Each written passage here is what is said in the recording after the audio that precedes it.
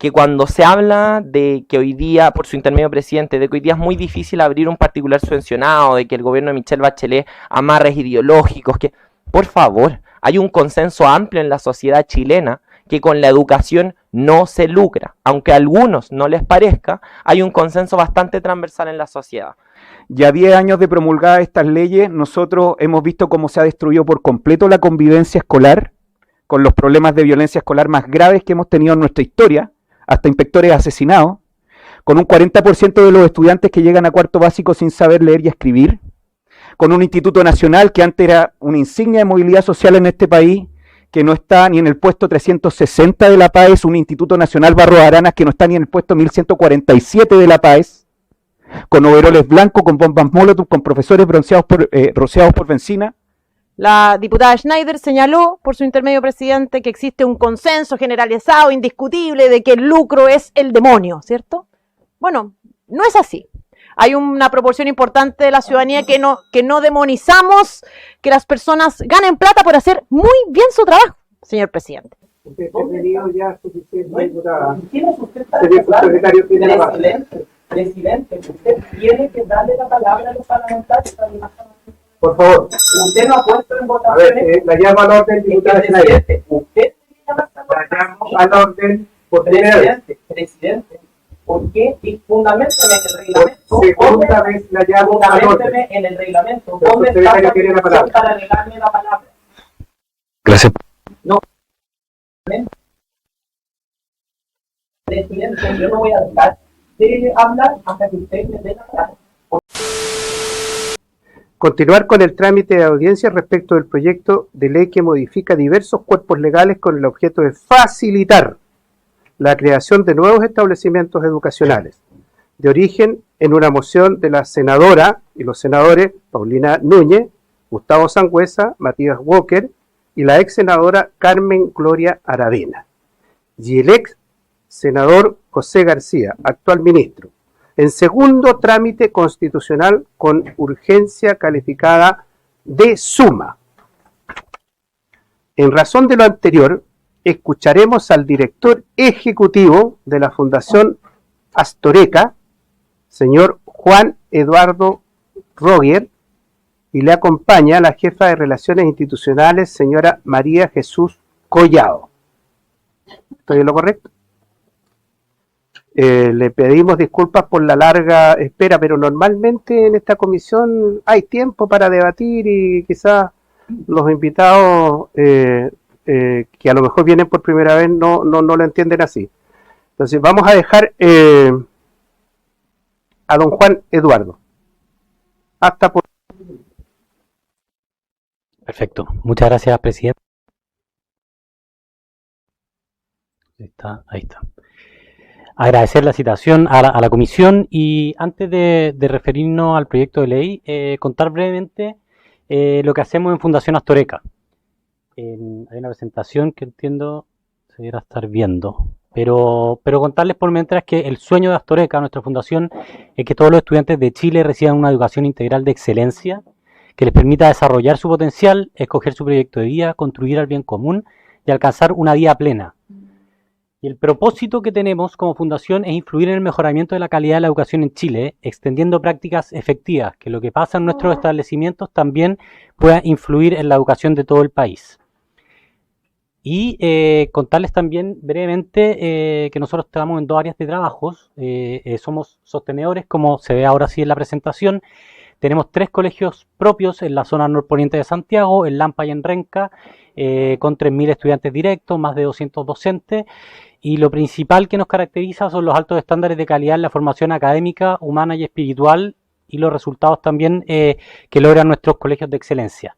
Pero justamente, como decía, donde también se juega el propósito de nuestra fundación es en el influir en el mejoramiento de la calidad de la educación en Chile. Y es por eso que también, desde lo bueno que ha ido pasando en nuestros colegios, es que tenemos un área de desarrollo y extensión donde estamos acompañando también a muchos proyectos educativos en Chile a través de distintos servicios, de libros con nuestros programas educativos, de asesorías en el uso de nuestros programas. Estamos llegando a más de 80 colegios en 11 regiones del país, capacitando a cerca de 2.000 docentes externos a nuestros colegios al año, y también evaluando en distintos colegios para ver cómo evolucionan también los programas implementados.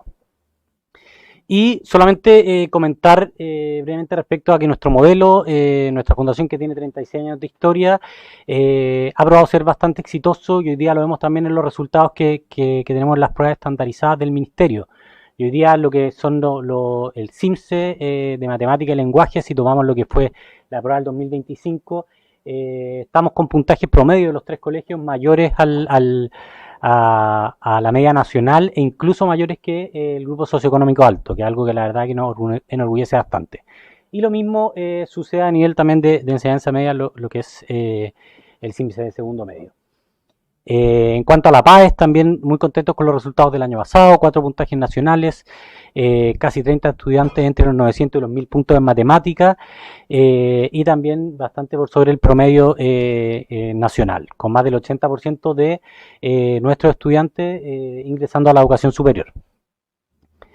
Y ya entrando un poquito más en materia de lo que es el proyecto de ley de el facilitar la creación de nuevos colegios, contarles que nosotros quizás somos de los pocos locos que estamos todavía creciendo en colegios. Vamos a ver la estadística después, pero nosotros hoy día estamos focalizados en la zona norponiente de Santiago, una zona donde hoy día hay una alta demanda por proyectos educativos, justamente por el desarrollo urbano que está teniendo la ciudad hacia ese sector.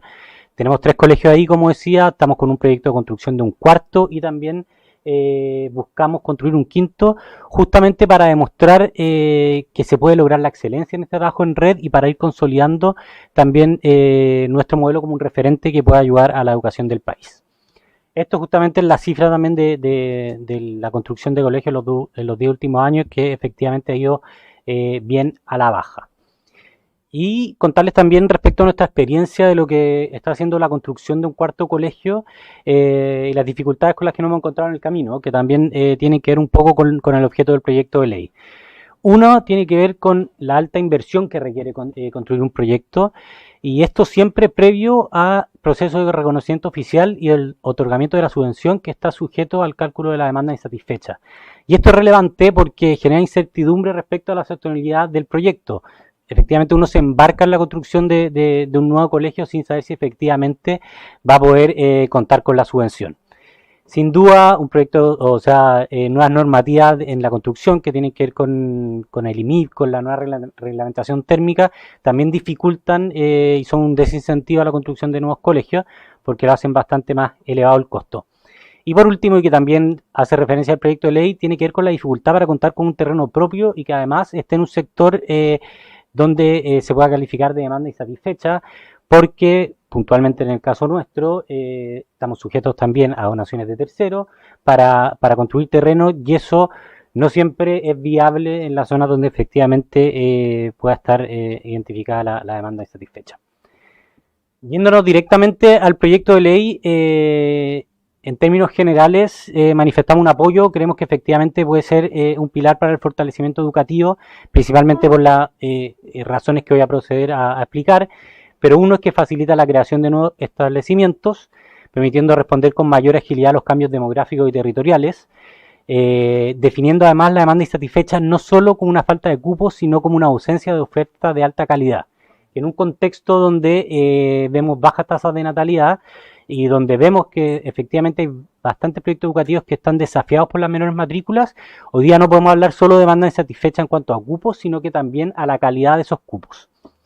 En segundo lugar, creemos que el proyecto posibilita la administración y fusión por buen desempeño, habilitando a sostenedores con trayectoria reconocida a intervenir en proyectos con resultados insuficientes.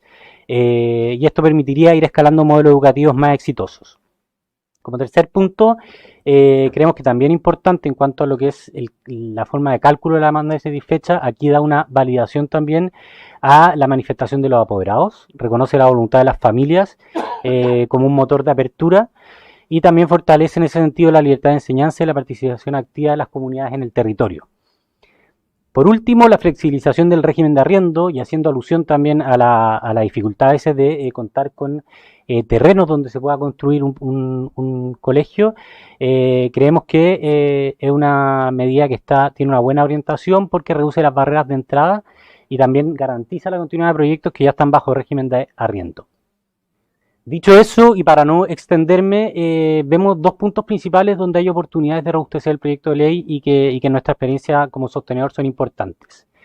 Uno es el atenuar el riesgo de invertir en un terreno de infraestructura sin antes saber si el Mineduc efectivamente va a aprobar el proyecto y entregar las subvenciones, debido a la discrecionalidad en el criterio de demanda insatisfecha y la dificultad de su cálculo desde el nivel central. Creemos que el cálculo del Ministerio puede estar sujeto a desfases temporales, donde los listados del sistema de admisión escolar miden de banda pasada, pero un proyecto tarda en construirse. Particularmente en el caso de nuestro cuarto colegio nos vamos a demorar 3 años en tenerlo operativo, vamos a partir del 2028, donde uno podría decir que quizás vemos una situación de demanda distinta a la del minuto que uno se embarca. Creemos que eso también tiene que ver con un punto urbano, donde el sistema centralizado no necesariamente detecta a tiempo nuevos loteos, proyectos habitacionales o desplazamientos de población, que justamente es lo que nosotros estamos viendo en Lampa y por eso la apuesta también de un cuarto colegio.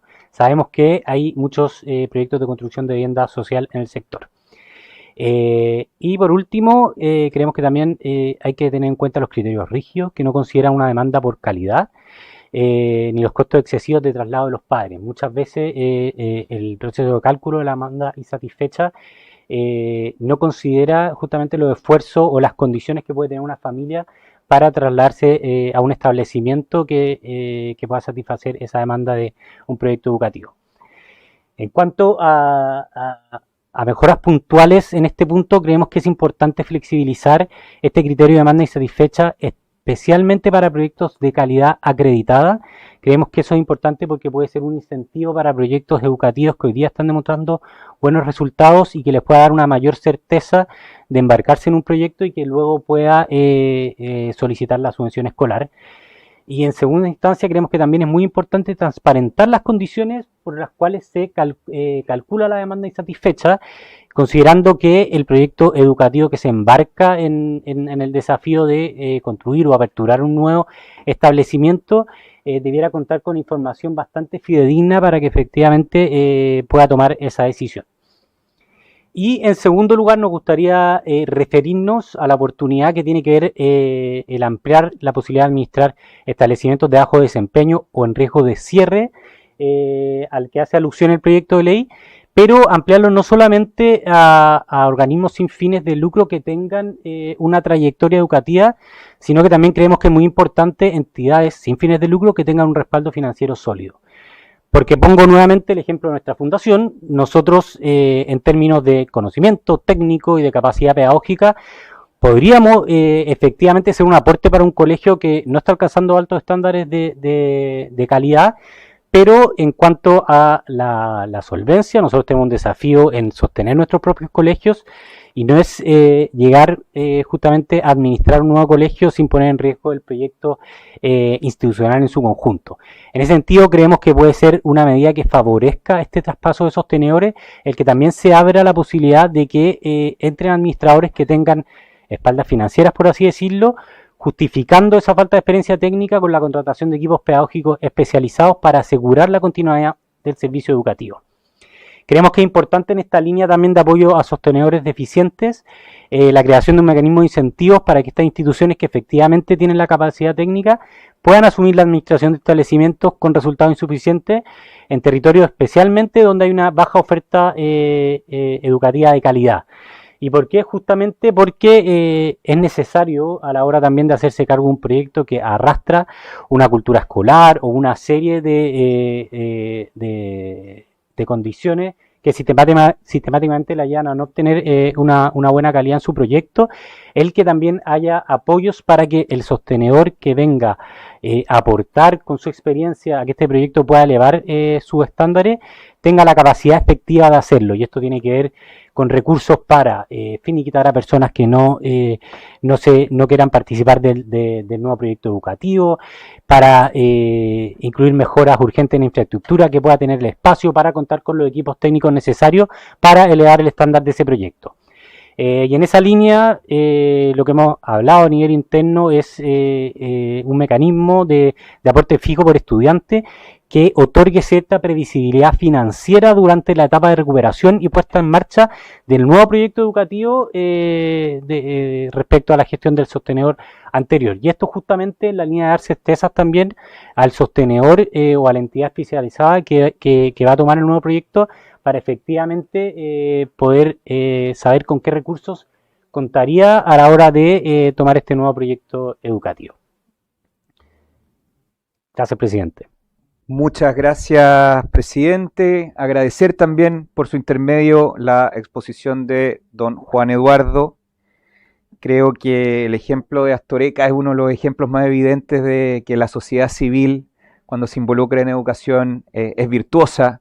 Nos saca de esta dicotomía entre lo público y lo privado y nos damos cuenta que lo mejor de lo público y lo mejor de lo privado se pueden unir justamente en iniciativas como las de ustedes. Hay una parte que me llamó mucho la atención de su exposición cuando usted dijo que son de los pocos locos que todavía se atreven a abrir establecimientos educacionales, y justamente esa locura, porque pareciera que hay que ser loco hoy día para aventurarse con un proyecto educativo como los grandes proyectos educativos que tiene la Fundación Astoreca, pareciera locura después de todos los obstáculos burocráticos e ideológicos que puso el gobierno de Michelle Bachelet II con la célebre frase del ministro de Educación que había que quitarle los patines a algunos estudiantes. Yo creo que es justamente el segmento particular subvencionado, es justamente iniciativas como las de ustedes, virtuosas, profundamente virtuosas, las que han sufrido de lo que ideológicamente entiendo yo como una desconfianza de un sector político que, si no es la burocracia estatal la que se apodera de proyectos educativos, pareciera que nadie más puede hacerlo. Y no es casualidad, y aquí introduzco mi pregunta, que ocupe justamente el concepto de confianza como probablemente el elemento más claro del ataque ideológico que se le ha hecho al segmento particular subvencionado. De esa desconfianza surge justamente el ahogo en burocracia, la inflexibilidad en temas inmobiliarios, las exigencias que hoy día tienen que cumplir establecimientos como los de Astoreca, en donde pareciera que hay que ser loco para seguir abriendo. Y hay un elemento que a mí me llamó mucho la atención de lo que usted dice y que me parece muy interesante, porque a propósito de confianza me recuerda la modalidad de los trusts en Inglaterra, de cómo finalmente una institución privada puede hacerse cargo de la gestión de establecimientos públicos. Me interesa mucho si bajo su experiencia usted pudiera desarrollar un poquito, además de este proyecto de ley, que se entiende perfecto dónde está el potencial y usted lo desarrolló muy bien, cómo de repente en tuertos como los SLEPs, este Frankenstein burocrático en el que, por ejemplo, en distritos como el mío, en Colchagua, fuimos uno de los primeros que implementamos y está funcionando muy mal, pudieran, a través de mecanismos como este, la posibilidad de que entidades privadas con calidad acreditada pudieran hacerse cargo de la gestión educativa de proyectos, en este caso públicos, bajo el modelo que yo le hago referencia, como el modelo inglés, si hay algo que nosotros pudiéramos recoger para tenerlo presente, no solamente para este proyecto de ley en base a lo que usted exponía, sino que también incluso como una forma de mejorar la educación pública con esta figura privada en donde los SLEPs no sean la única entidad que monopolice la educación pública y pudieran justamente instituciones como la suya, tal como se hace en Inglaterra, licitar establecimientos públicos que hoy día lamentablemente están tan complicados en su calidad educativa. Eso, muchas gracias. Muchas gracias, presidente. Sí, quiero referirme a varias cosas que se han dicho aquí en el debate. Primero, agradecerle a nuestro invitado por venir a exponer. Yo, de todas maneras, tengo una posición respecto a este proyecto porque no es la primera vez que lo discutimos. No creo que sea un proyecto que contribuya efectivamente ni a reconstruir el sistema educativo, ni a entregar más cupos, sino que es un proyecto, creo yo, bastante a la medida de los sostenedores de los particulares subvencionados. y no creo que sean un sector particularmente perjudicado por precisamente la tajada importante que representan de la matrícula, un 54%. Creo que deberíamos estar discutiendo más bien cómo mejorar el sistema de educación pública, cómo volver a hacerlo atractivo, cómo volver a hacerlo crecer, porque cupos hay disponibles en el sistema. El problema es que esos cupos hoy no están siendo deseables para las familias chilenas. Entonces, creo que liberalizar esta cuestión para que entren más privados a un sistema que ya es de hegemonía privada, me parece que no es el camino. Y quiero, por su intermedio, presidente, hacerme cargo de lo que decía el diputado Neumann. Muchas gracias. A propósito del último ciclo de reformas.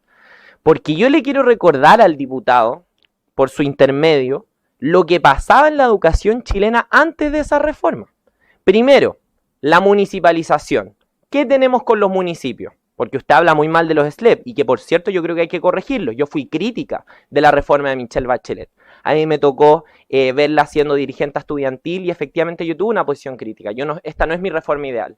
Pero decir que es mejor volver a la etapa municipal cuando tenemos alcaldes condenados que les impide ser sostenedores educativos de por vida, me parece que es no entender la crisis que nos deja la municipalización, porque todos estos establecimientos públicos donde vemos crisis de violencia, de aprendizaje, de sentido, de proyecto político, o sea, educativo, de infraestructura, etcétera, etcétera, etcétera, son herencia de los municipios, municipalización que se hizo en la dictadura, por lo demás. En segundo lugar, respecto a la selección, antes se seleccionaba estudiantes no por su mérito académico, que yo estoy de acuerdo que lo deberíamos incorporar en el sistema de admisión escolar que tenemos actualmente, sino por si su familia estaba divorciada, por distintas consideraciones discriminatorias y completamente contrarias al derecho a la educación de todos los estudiantes. Entonces la ley de inclusión terminó con esa discriminación arbitraria. Y en último término, le quiero recordar al diputado Neumann que cuando se habla de que hoy día, por su intermedio presidente, de que hoy día es muy difícil abrir un particular subvencionado, de que el gobierno de Michelle Bachelet amarres ideológicos, que por favor, hay un consenso amplio en la sociedad chilena que con la educación no se lucra. Aunque a algunos no les parezca, hay un consenso bastante transversal en la sociedad. Y eso yo creo que no resiste análisis porque se lo preguntamos a cualquiera y yo creo que eso es un consenso. Y en ese sentido, esas reformas terminaron con el lucro en los establecimientos particulares subvencionados. Pero no es que se hayan quedado sin pago. ¿Quién paga? El Estado. Entonces, yo llamaría a que tengamos un debate con más rigurosidad, con más rigor técnico y con menos panfleto y menos consignas vacías. Eso es todo, presidente. Muchas gracias, presidente. Hacerme cargo por su intermedio de las palabras de la diputada Schneider, que me parece irónico que pida rigurosidad cuando incluso mete temas tal como dijo el diputado Pardo por su intermedio que ni siquiera estaban en discusión. Nadie habló de volver a la municipalización, nadie habló de volver al lucro. Me gustaría agradecerle justamente a la diputada Schneider porque creo que marcó perfectamente el punto de la crítica que yo hice en mi primera intervención. Esta profunda desconfianza ideológica, esta intencionalidad trasnochada de dividir al mundo entre buenos y malos, entre lo público y lo privado, en vez de buscar lo mejor de los dos mundos, creo que quedó totalmente demostrado por la intervención de la diputada Schneider, a quien agradezco por su intermedio, presidente, porque me armó muy bien el punto y creo que lo graficó, lo ilustró de manera maravillosa. Son justamente los panfletos, otra ironía, a los que ella se queja, los eslogans, los que nos tienen acá. Son los panfletos y los eslogans del movimiento estudiantil el año 2011 que fueron tomados por Michelle Bachelet el año 2014 y 2015, los que nos tienen acá, con una ley de inclusión que eliminó el mérito y el esfuerzo y lo reemplazó por una tómbola, que eliminó por completo los incentivos para desarrollar proyectos educativos diversos, como por ejemplo los proyectos que desarrolla la Fundación Astoreca, que tan buenos resultados tienen. Son los que establecieron el Frankenstein de los SLEP. Y esto ya no es opinión política, diputada Schneider, por su intermedio, presidente. Han pasado 10 años desde que se promulgaron estas leyes. Ya 10 años de promulgadas estas leyes, nosotros hemos visto cómo se ha destruido por completo la convivencia escolar con los problemas de violencia escolar más graves que hemos tenido en nuestra historia, hasta inspectores asesinados, con un 40% de los estudiantes que llegan a cuarto básico sin saber leer y escribir, con un instituto nacional que antes era una insignia de movilidad social en este país, que no está ni en el puesto 360 de la PAES, un instituto nacional Barros Aranas que no está ni en el puesto 1147 de la PAES, con overoles blancos, con bombas molotov, con profesores rociados por benzina. Ahí nos trajo la ideología, ahí nos trajeron los panfletos, esos que prometían reivindicar la educación pública, nos tienen a 10 años de la promulgación de esos proyectos de ley, nos tienen donde estamos. Mi pregunta no fue defender el lucro, ni también trasnochadamente devolvernos a la municipalización. Y si no le quedó claro, diputada Schneider, por su intermedio presidente, lo repito para que efectivamente nuestro invitado pueda responder en vez de seguir cayendo en las medidas dilatorias que a ustedes les gustan tanto. Mi pregunta fue justamente cómo la intervención virtuosa de entidades privadas sin fines de lucro, como la Fundación Astoreca, pueden generar, así como a través de este proyecto de ley se pueden hacer cargo de establecimientos particulares subvencionados con bajos resultados, podrían incluso ser una oportunidad para hacerse cargo de establecimientos públicos que hoy día están pésimamente administrados por los SLEP. Quiero justamente indagar en la posibilidad de que instituciones virtuosas y sin fines de lucro, y que tampoco son municipalidades, como Astoreca, puedan hacerse cargo de la educación pública, porque a diferencia de usted y sus panfletos, señor Schneider, por su intermedio, señor presidente, a nosotros sí nos interesa reivindicar y mejorar la educación pública en este país. Eso, muchas gracias. Muchas gracias, presidente. Sí, yo llamaría que no nos descompensemos por dar el debate político y técnico. Llamaría a la calma. Lo primero, me quiero hacer cargo de lo que se dijo acá respecto a mi punto. Yo invitaría primero a que los colegas se lean el proyecto de ley y que conozcan la historia del lucro en la educación antes de opinar sin fundamento. Porque efectivamente en este proyecto de ley se flexibiliza el arrendamiento a personas relacionadas. ¿Saben ustedes de qué forma se hizo conocido esto del arrendamiento a personas relacionadas en establecimientos educacionales? ¿Alguien se acuerda? ¿El ministro Lavín? ¿No? Bueno, se lo recuerdo. Era una forma de retiro de utilidades encubiertas, es decir, de lucro encubierto. Es decir, si nosotros legislamos mal, si no legislamos poniendo atención a este tipo de detalles, si no nos leemos el proyecto, o si nadie pone esta discusión sobre la mesa, sí es posible que se nos cuele el lucro por su intermedio, diputado Neumann. Y de acuerdo con un punto que decía el diputado Neumann, la ideología extrema fue la que nos trajo a este punto, a un punto en que la educación pública está abandonada y no ha sido protagonista del debate en todos estos años. Porque si hay algo que yo fui crítica en el gobierno de Michelle Bachelet, es que lo que faltaba era hablar de la reconstrucción de la educación pública, de volver a darle sentido, de fortalecerla. Y creo que eso fue la última lista de la prioridad y en eso estamos de acuerdo. Pero la ideología extrema de la dictadura fue la que nos trajo a esto, porque hablemos de las grandes reformas estructurales que se hicieron en la educación en la década de los 80, 79. Ahí se creó la municipalización de la educación y los particulares subvencionados, que no era una política pública de Estado ni discutida democráticamente, sino que fue una disposición de la dictadura, y que se creó precisamente para jibarizar y achicar aún más el sistema de educación pública, para abandonarlo completamente en las municipalidades, aprovechándose de la desigualdad que existía y para crear un sistema que con platas públicas finalmente le da espacio a los privados. Entonces sí, la ideología extrema nos trajo al lugar en que la educación pública está completamente abandonada en la sociedad. Y yo espero que hagamos algo por revertirlo. Y me parece que este proyecto no avanza en nada. Menos, si es que ahí, presidente, por su intermedio, como señalaba el diputado Neumann, si lo que propone este proyecto es que privaticemos aún más establecimientos educacionales. Por favor, ¿en qué país del mundo tenemos un sistema educativo con hegemonía privada a este nivel? Se equivoca, estimado parlamentario, debería leer las cifras de matrícula y el sistema educativo en otros países, donde sí tienen un sistema público robusto. Eso es lo que quiero decir. Eso es todo, presidente.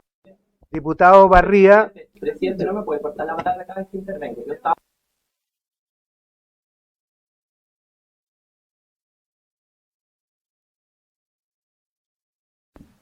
Le pido respeto, presidente. Cada vez que intervengo estoy cerrando y usted cierra la palabra. Le parecerá chistoso, le parecerá una tallita, pero a mí no. Yo le pediría que mantengamos el respeto. Y para terminar mi intervención, solo me gustaría volver a señalar que mi diferencia con el proyecto no tiene que ver con la presentación de nuestro expositor, ni tampoco con el trabajo que hace su fundación. Yo creo que efectivamente pueden haber privados que aporten un montón a la educación, pero este proyecto no es un aporte a la educación. Y si no, desafío a los que han discutido tanto que digan efectivamente en qué aporta. Muchas gracias, presidente.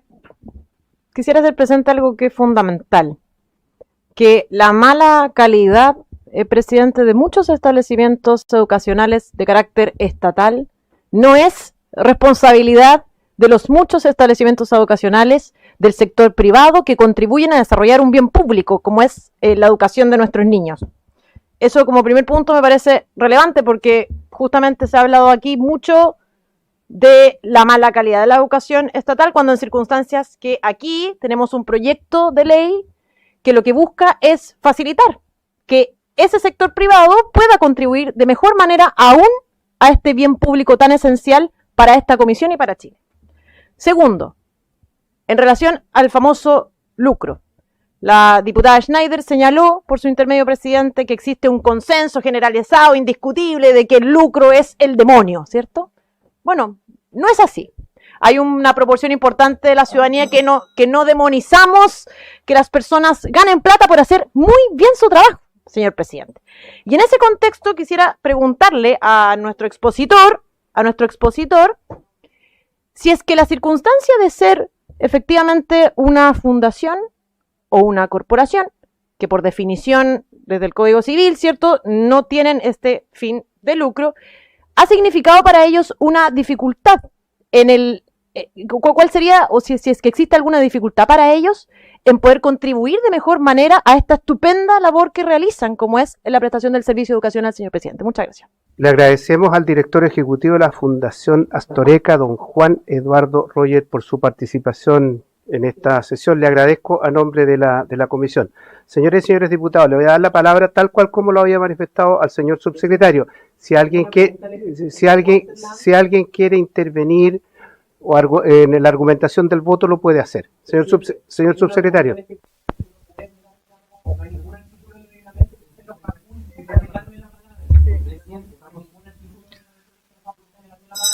Menos a preguntarle al señor Cútilo. Lo llamo que me dé la palabra. Presidente, usted no tiene la facultad de discutir. Vamos a votar. Es una pregunta del Ejecutivo. Usted le está negando a los parlamentarios que le preguntan al gobierno. Usted ha tenido ya suficiente, diputada. ¿Quién es usted para hablar? Presidente, usted tiene que darle la palabra a los parlamentarios. Por favor. Usted no ha puesto en A votaciones. ver, la llamo al orden, diputada Schneider. Usted La llamo al orden por primera vez. Presidente, ¿por qué? Y fundamenteme en el reglamento. Por segunda vez la llamo al orden. Fundamenteme en el reglamento. El ¿Dónde está subsecretario la tiene la palabra. para negarme la palabra? Gracias.